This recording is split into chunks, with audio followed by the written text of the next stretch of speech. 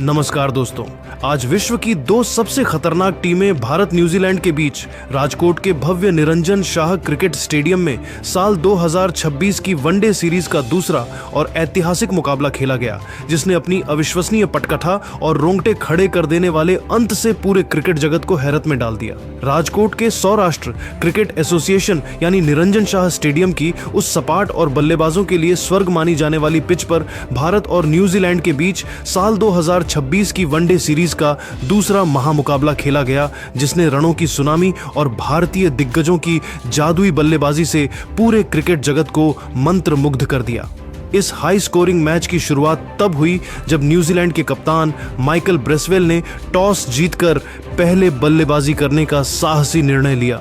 राजकोट के निरंजन शाह स्टेडियम की उस सपाट और बल्लेबाजों के लिए स्वर्ग मानी जाने वाली पिच पर जब न्यूजीलैंड की टीम टॉस जीतकर पहले बल्लेबाजी करने उतरी तो कीवी सलामी जोड़ी डेवन कॉनवे और हेनरी निकोल्स ने भारतीय तेज गेंदबाजों मोहम्मद सिराज और प्रसिद्ध कृष्णा के खिलाफ पहले ही ओवर से प्रलयकारी और आक्रामक रुख अपनाते हुए मैदान के चारों ओर रनों की मूसलाधार बारिश कर दी, जहां इन दोनों ने भारतीय आक्रमण को पूरी तरह से बैकफुट पर धकेलते हुए पहले 10 ओवरों के पावर प्ले में बिना किसी नुकसान के 75 रन जोड़कर पूरे स्टेडियम 10 ओवरों के पावर प्ले में बिना किसी नुकसान के 75 रन जोड़कर पूरे स्टेडियम में सनसनी मचा दी।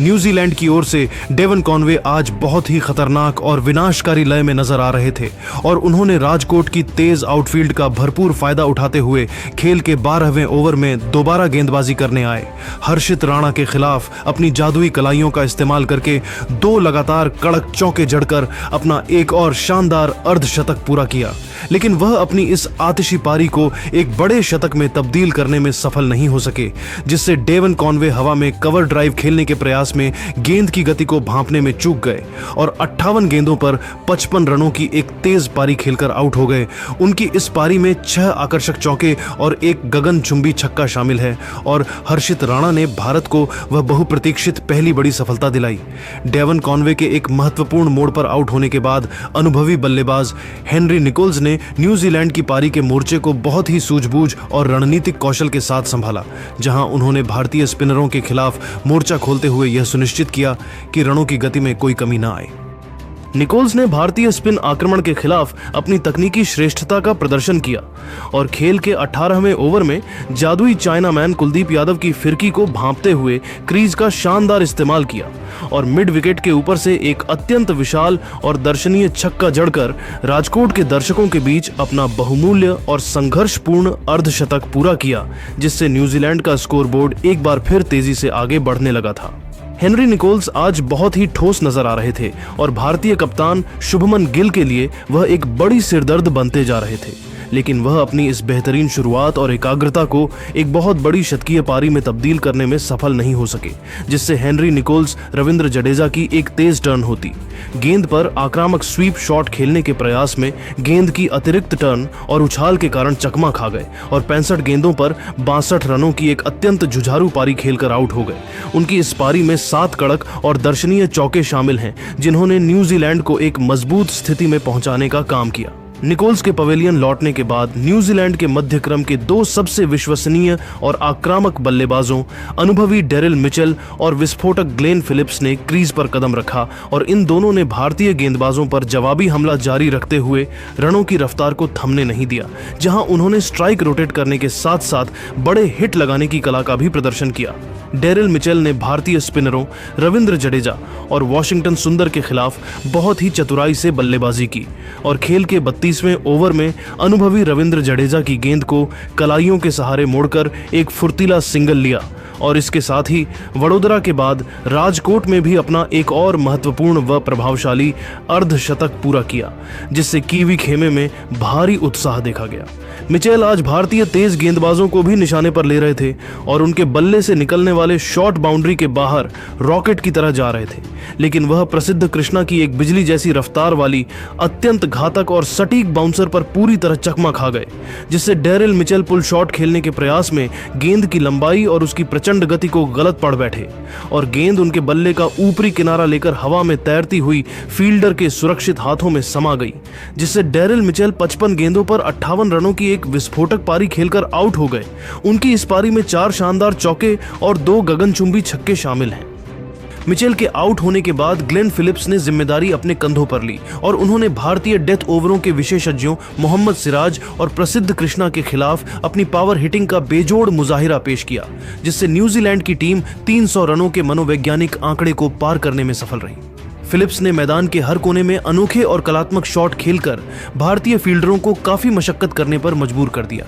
जिससे राजकोट की यह सपाट पिच अब न्यूजीलैंड के लिए एक बड़े स्कोर का गवाह बन रही थी और भारतीय टीम अब पूरी तरह से दबाव में महसूस कर रही थी, क्योंकि न्यूजीलैंड का मध्यक्रम आज पूरी तरह से हावी नजर आ रहा था और उन्होंने भारतीय गेंदबाजों की हर चाल का बखूबी जवाब दिया, जिससे यह मुकाबला अब एक ऐतिहासिक रन चेज की ओर बढ़ चुका था। राजकोट के निरंजन शाह स्टेडियम की उस तपती दोपहर जब न्यूजीलैंड के अनुभवी बल्लेबाज डैरिल मिचेल एक महत्वपूर्ण समय पर पवेलियन लौटे, तो ऐसा लगा था कि भारतीय गेंदबाज अब मैच पर अपनी पकड़ मजबूत कर लेंगे, लेकिन दूसरे छोर पर अंगद की तरह पैर जमाकर खड़े विस्फोटक बल्लेबाज ग्लेन फिलिप्स के इरादे कुछ और ही थे। ग्लेन फिलिप्स ने मिचेल के आउट होने के बाद भी रनों की मूसलाधार बौछार जारी रखी और उन्होंने नए बल्लेबाज और कप्तान माइकल ब्रेसवेल के साथ मिलकर भारतीय आक्रमण के खिलाफ मोर्चा संभाल लिया, जहां इन दोनों ने मिलकर राजकोट के मैदान के हर कोने में चौकों और छक्कों की ऐसी प्रदर्शनी लगाई जिसने भारतीय कप्तान शुभमन गिल की पेशानी पर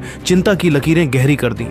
ग्लेन फिलिप्स आज अपने उस प्रलयकारी अवतार में नजर आ रहे थे जिसके लिए वे विश्व क्रिकेट में जाने जाते हैं, जहां उन्होंने खेल के 44वें ओवर में गेंदबाजी करने आए प्रसिद्ध कृष्णा की 2 लगातार गेंदों पर 2 विशाल और गगनचुंबी छक्के जड़कर स्टेडियम में मौजूद दर्शकों को दांतों तले उंगली दबाने पर मजबूर कर दिया। दूसरी ओर कप्तान माइकल ब्रेसवेल ने भी अपनी जिम्मेदारी को बखूबी समझा और उन्होंने स्पिनरों के खिलाफ अपनी स्वीप शॉट की कला का प्रदर्शन करते हुए रविंद्र जडेजा और वॉशिंगटन सुंदर के खिलाफ कुछ अत्यंत चतुराई भरे चौके बटोरे, जिससे न्यूजीलैंड का स्कोर बोर्ड रॉकेट की रफ्तार से आगे बढ़ने लगा। इन दोनों बल्लेबाजों ने अंतिम 10 ओवरों के उस भीषण और थका देने वाले खेल में भारतीय डेथ ओवरों के विशेषज्ञ मोहम्मद सिराज की यॉर्कर और स्लोअर गेंदों को भी निशाना बनाया, जिसके परिणाम स्वरूप न्यूजीलैंड की टीम ने निर्धारित 50 ओवरों की समाप्ति के बाद 5 विकेट के नुकसान पर 315 रनों का एक अत्यंत विशाल, चुनौतीपूर्ण और अभूतपूर्व स्कोर बोर्ड पर टांग दिया, जो राजकोट की इस पिच पर भारत के बल्लेबाजी क्रम के लिए किसी बड़ी अग्नि परीक्षा से कम नहीं होने वाला था। न्यूजीलैंड की इस ऐतिहासिक और विशाल पारी के अंत में ग्लेन फिलिप्स अपनी उसी चिरपरिचित आक्रामक और विध्वंसक बल्लेबाजी के दम पर मात्र 48 गेंदों पर 60 रनों की एक अत्यंत बहुमूल्य और प्रेरक पारी खेलकर नाबाद रहे, जिसमें उन्होंने कई हवाई फायर करते हुए भारतीय गेंदबाजी की लय को पूरी तरह से बिगाड़ दिया। उनके साथ ही कप्तान माइकल ब्रेसवेल ने भी अपना अनुभव साझा किया और अंतिम क्षणों में जोखिम उठाते हुए 25 गेंदों पर 32 रनों की एक अत्यंत तेज और नाबाद पारी खेली, जिसने न्यूजीलैंड को उस मनोवैज्ञानिक बढ़त वाले विशाल स्कोर तक पहुंचा दिया जहां से वे दूसरी पारी में भारतीय बल्लेबाजों पर भारी दबाव बना सकते थे। राजकोट के इस मैदान पर भारतीय गेंदबाजों के लिए आज का दिन एक बेहद थका देने वाला और संघर्षपूर्ण सत्र साबित हुआ, जहां न्यूजीलैंड के बल्लेबाजों ने अपनी तकनीकी श्रेष्ठता सधी हुई लाइन के खिलाफ फुटवर्क का इस्तेमाल और अपनी प्रचंड पावर हिटिंग का ऐसा बेजोड़ नमूना पेश किया जिसने भारत को एक बार फिर अपनी रणनीति पर दोबारा विचार करने के लिए मजबूर कर दिया और अब 316 रनों के इस पहाड़ जैसे लक्ष्य को पार करना भारतीय टीम की साख का सवाल बन चुका था। राजकोट के निरंजन शाह स्टेडियम की उस सपाट और मखमली आउटफील्ड वाली पिच पर जब भारतीय टीम 316 रनों के इस विशाल और हिमालय जैसे पहाड़नुमा लक्ष्य का पीछा करने उतरी, तो सलामी जोड़ी ने किसी भयानक तूफान की तरह कीवी गेंदबाजों पर धावा बोल दिया, जहां हिटमैन रोहित शर्मा और कप्तान शुभमन गिल ने न्यूजीलैंड के सबसे मुख्य और खतरनाक तेज गेंदबाज काइल जेमिसन की रफ्तार और स्विंग को पूरी तरह बेअसर करते हुए पहले 5 ओवरों के खेल में ही 45 रन कूट दिए, जिससे राजकोट का पूरा स्टेडियम जश्न में डूब गया।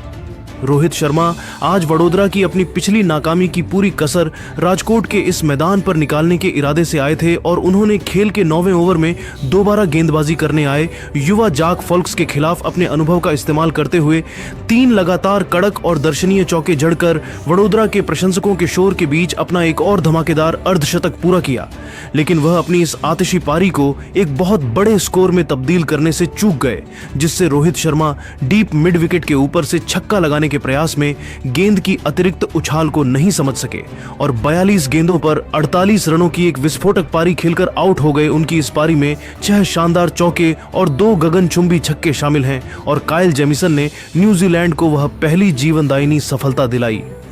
राजकोट के निरंजन शाह स्टेडियम की उस सपाट पिच पर जब सलामी बल्लेबाज रोहित शर्मा एक आक्रामक शुरुआत देने के बाद पवेलियन लौटे तो पूरे स्टेडियम की धड़कनें थम सी गई थीं। लेकिन तभी आधुनिक क्रिकेट के सबसे महान सम्राट किंग विराट कोहली ने मैदान पर कदम रखा और उनके क्रीज पर आते ही राजकोट का पूरा मैदान गूंज उठा।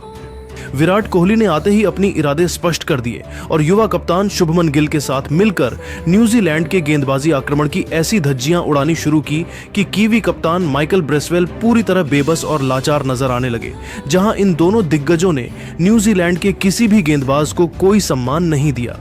विराट कोहली आज एक अलग ही स्तर की एकाग्रता और दिव्य लय में बल्लेबाजी कर रहे थे, जहां उनकी हर ड्राइव और हर फ्लिक में वही पुरानी मास्टर क्लास झलक रही थी और उन्होंने कीवी स्पिनरों को विशेष रूप से अपने निशाने पर लेते हुए स्कोरबोर्ड की गति को थिएटर के पर्दे की तरह तेजी से आगे बढ़ाना शुरू किया। विराट कोहली की एकाग्रता आज राजकोट की उस तपती दोपहर में हिमालय की तरह अडिग थी और उन्होंने खेल के 25वें ओवर में पहली बार गेंदबाजी करने आए युवा स्पिनर आदित्य अशोक की एक फ्लाइटेड गेंद को अपनी जादुई कलाइयों के सहारे एक क्लासिक मनमोहक और बेदाग कवर ड्राइव खेलकर बाउंड्री के पार पहुंचाया और इसके साथ ही वडोदरा के बाद राजकोट में भी अपना एक और शानदार व प्रभावशाली अर्धशतक पूरा किया, जिसने स्टेडियम में मौजूद हजारों दर्शकों को खड़े होकर तालियां बजाने और किंग किंग के नारे लगाने पर मजबूर कर दिया। दूसरी ओर युवा कप्तान शुभमन गिल भी आज गजब के आत्मविश्वास, सकारात्मकता और एक नई ऊर्जा के साथ बल्लेबाजी कर रहे थे और उन्होंने अपनी रेशमी कलाइयों के जादू से कीवी गेंदबाजों को मैदान के चारों ओर खूब छकाया, जहां न्यूजीलैंड का हर फील्डर केवल गेंद को बाउंड्री की ओर जाते हुए देखने के लिए मजबूर था। शुभमन गिल ने अपनी जिम्मेदारी को एक कप्तान की तरह बखूबी निभाया और उन्होंने कीवी आक्रमण के खिलाफ अपना रौद्र रूप धारण करते हुए खेल के 30वें ओवर में कीवी कप्तान माइकल ब्रेसवेल की फिरकी पर बिजली की फुर्ती से अपने कदमों का जादुई इस्तेमाल किया और लॉन्ग ऑन के ऊपर से एक गगनचुंबी विशाल और रोंगटे खड़े कर देने वाला छक्का जड़कर राजकोट की इस पावन धरती पर अपना एक और प्रेरक व ऐतिहासिक अंतर्राष्ट्रीय शतक पूरा किया।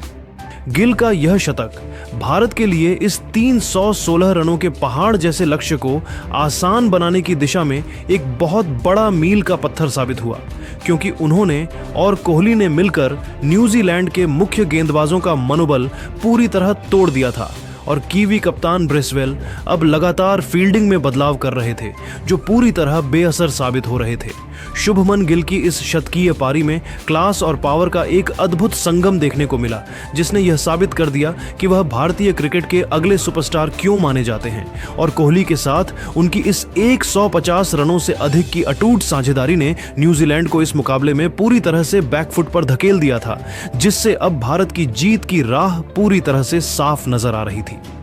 शुभमन गिल का यह शतक न्यूजीलैंड के खेमे में सन्नाटा पसराने के लिए काफी था, क्योंकि भारतीय टीम अब जीत की ओर मजबूती से कदम बढ़ा चुकी थी।